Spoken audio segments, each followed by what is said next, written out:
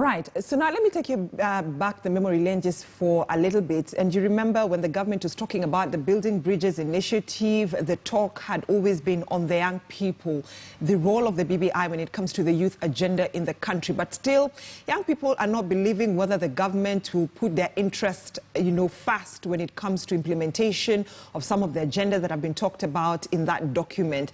But for several years, we've been talking about unemployment. We've been talking about youth being used by politicians to cause chaos during and after the general election. And so I'd like to pick the mind of the young people in this country through the convener, Youth for BBI, that is Alex Matere, joining us from our city center studios. Mr. Matere, good morning, and thank you so much for joining us here on KTN News Center this morning. Good morning, and thank you for having me. So now we are talking about the youth agenda in this country. First, let's begin with the fact that the youth agenda in this country, the young people feel they've been forgotten. But how can the government make the youth agenda one of its main, concern as a way of addressing some of the concerns that young people have in terms of unemployment and also in terms of being given appointments in the government?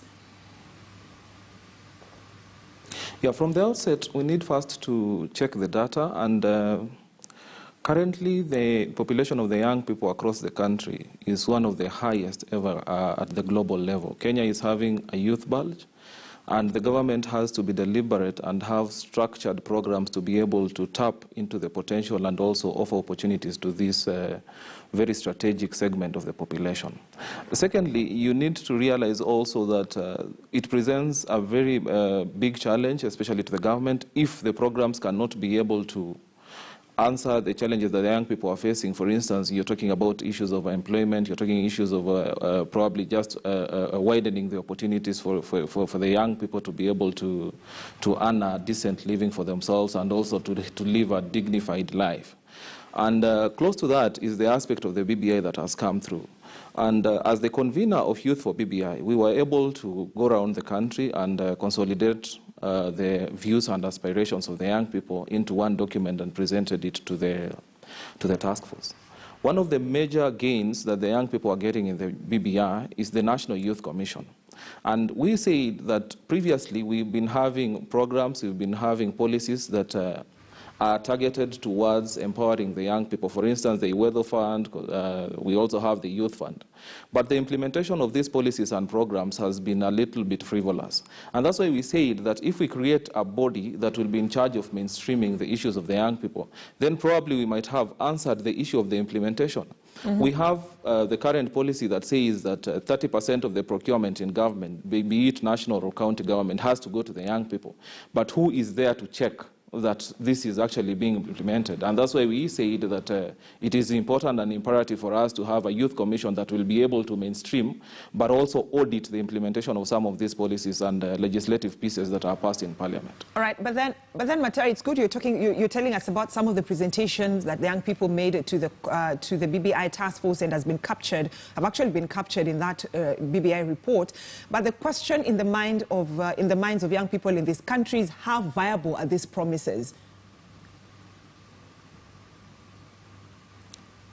First, we need to understand it from where we have come from, where we are, and where we want to go as young people. Previously, I know the young people of yesterday have actually done their best to ensure that we also have some of these policies that we are talking about.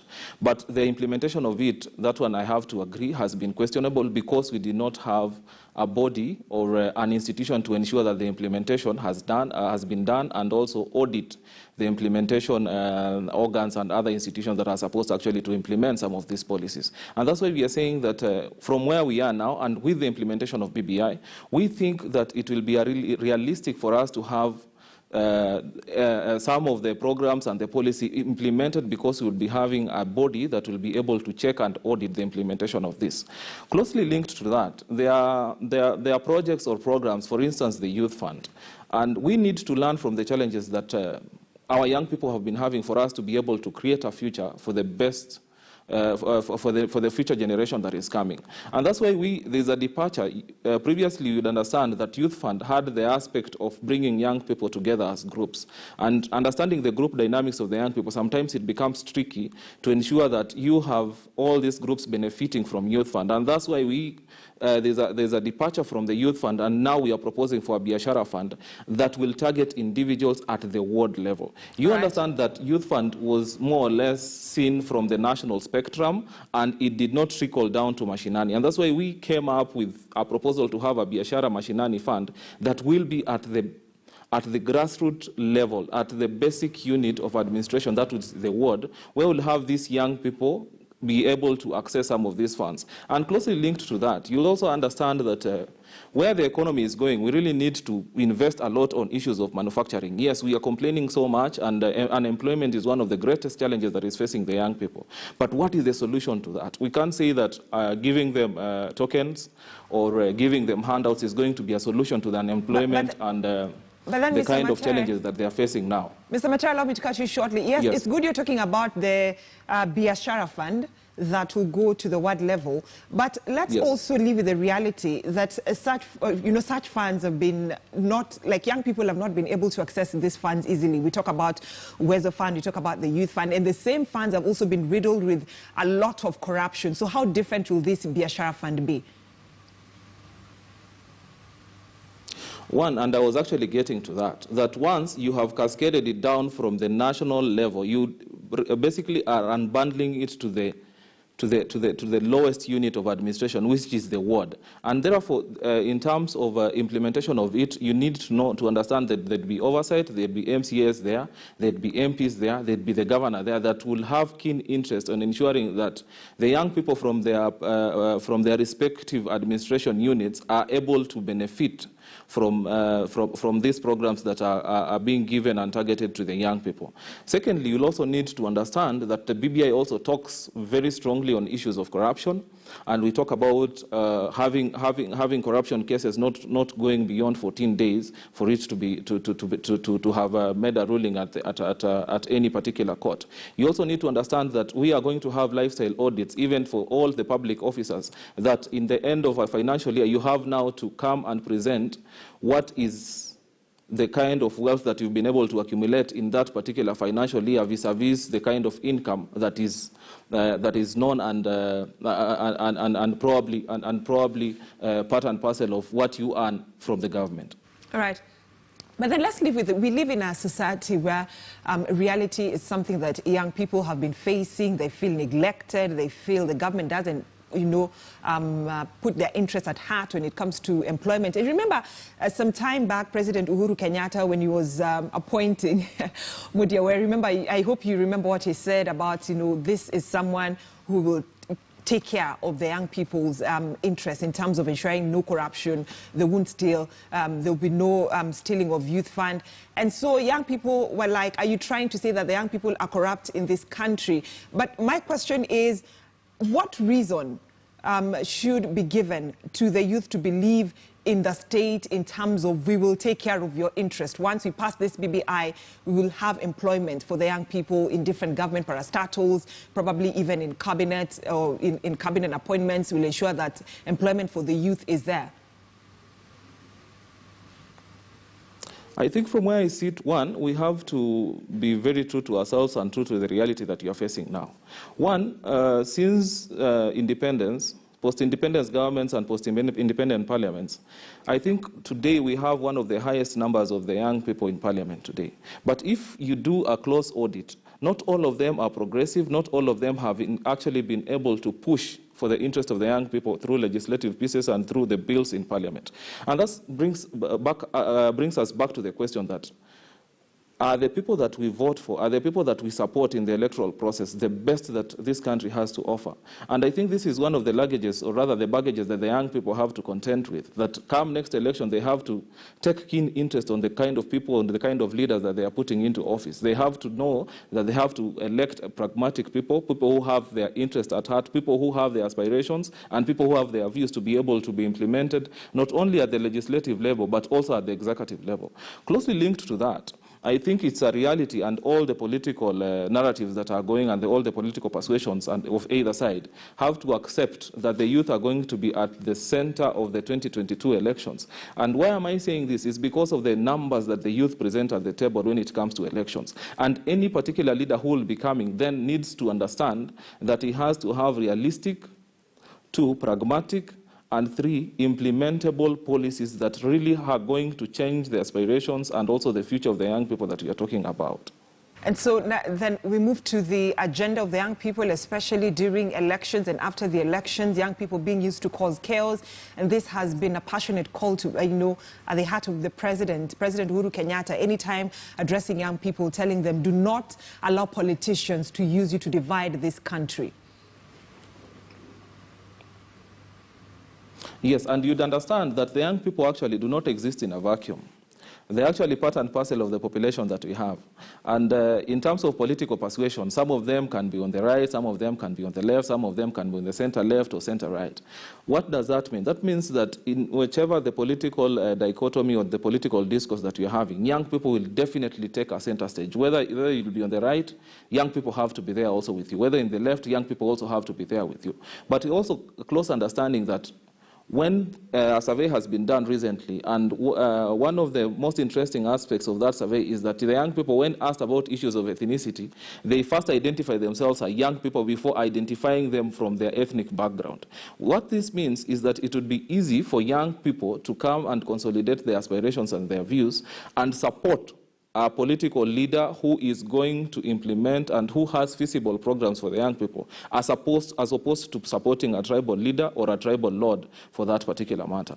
Secondly, you need to understand that young people have actually been at the center of post-election violence. When you talk about issues of demonstrations, when you talk about issues of looting, when you talk about issues of basically violence and hooliganism, young people have actually been at the center of that. And one of the reasons that I can actually directly attribute to that is the issues of unemployment, the issues of marginalization, the issues of they feel that the government is not going to put a lot of interest in them.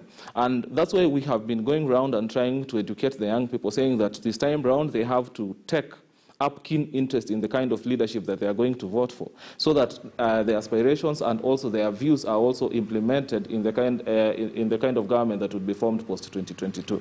So then how does the youth agenda become strong in the country? How can the young people make their agenda become stronger in the country, such that when they speak, actually the leadership of this country will listen to them? One, just from queuing from where I've left, from the survey that has been done. One, young people have to identify themselves first as young people, as opposed to being pushed on the corners, so that they identify with themselves with their ethnic with their ethnic communities. And this has an impact that once they identify themselves as young people, then they can be able to consolidate together, they can be able to unite and ensure that whatever they think is important to them, whatever they think that is going to change their lives, whatever they think is going to address the challenges that they're facing now, for instance, education, employment, issues of representation, has to be part and parcel of the decision-making that they are going to make going forward. Secondly, we have also been going around and advocating that the young people now need to shun tokenism, need to shun issues of handouts across the country. You realize that because of unemployment, because of lack of income, there are politicians who have actually taken advantage of that, and they are going around and giving handouts to the young people as a solution to the kind of challenges that they are facing. And we are advising our young people that that is not the way to go. If we are going to mainstream issues of the young people, then we need to have policies, we need to have legislative pieces, and we need to have even constitutional stipulations to ensure that issues of the young people are going to be addressed as one of the highest percentage of the population that we currently have. All right, so as we bring this conversation to an end, Mr. Matere, so how can the government engage young people here in the country when it comes to employment, education, and also empowerment? Yeah, so far so good. I think the government is trying. We have seen the Ministry of Youth, Innovation and ICT has been going around with their various programs. We have the Youth Fund, we have the Wezo Fund, we have the business incubation centers that have already are going to be put in place. We also have the Biashara Mashinani Fund that is also coming up. But one of the main issues that are actually pertinent to us is that we have young people who do not have skills, they do not have training that are relevant to the market that we are talking about. If we are going to grow this economy, then we need to invest more on issues of manufacturing. And this is why I need to actually laud even the efforts of the CAS, who is actually a young people for education, the Honorable Zach Kinuthia, who has been a champion of TVETs across the country. And you realize that if we have our young people join the TVETs, for them to be taught issues of technical skills, for them to go into issues of training, even entrepreneurship, even we talk about technical training that they're going to get at the TVETs, then we are going to change the aspects of this economy and also the lives of the young people that we are talking about. Because once they have these skills and they have a business mentality, these skills are relevant to the market that you're talking about, that they are going to produce products that are relevant and accessible to the market, that the demand of the market is going to be there, and we are going to grow this economy using the TVETs that we are currently having. And for me, I think one thing that I'll insist on the government is that we need to ensure that we have subsidized the cost of training at the particular TVETs, because we have them even at the local level, that let as more as possible young people, as many as possible young people join these particular TVETs, for them to be able to get this training, for them to be able to get these skills, for them to be able to change their lives and also change the economy that we are talking about. All right, asante sana, Alex Matere, the convener youth for BBI, talking to us about young people in this country and politics. So for you up to date with what is making the headlines in the country, allow me to take a short commercial break. I'll be right back with more Making the Headlines.